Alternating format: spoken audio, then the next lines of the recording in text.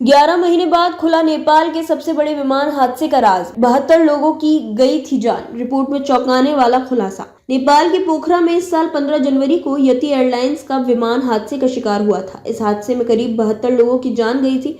हालांकि हादसे के लगभग एक साल के बाद मामले में रिपोर्ट सामने आ गई है।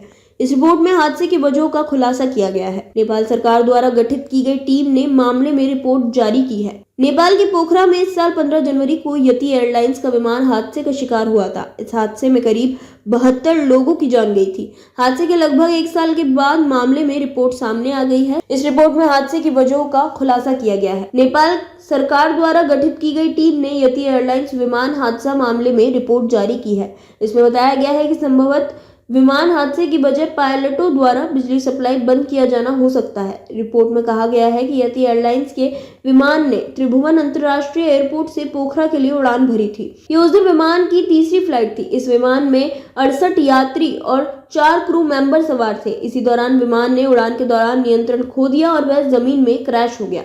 रिपोर्ट के मुताबिक इस हादसे के दौरान विमान में सवार सभी लोग मारे गए थे। रिपोर्ट में ये भी बताया गया है कि पायलटों द्वारा गलती से बिजली काट दी गई थी। इसके बाद विमान की वायु गति में रुकावट सामने आई, जिसके कारण यति एयरलाइंस का विमान हादसे का शिकार हुआ। आपको बता दें कि 15 जनवरी को नेपाल के पोखरा में यति एयरलाइंस का विमान ATR 72 दुर्घटनाग्रस्त हो गया था। इस हादसे में 72 लोगों की मौत हुई थी, जिनमें कुछ भारतीय भी शामिल थे।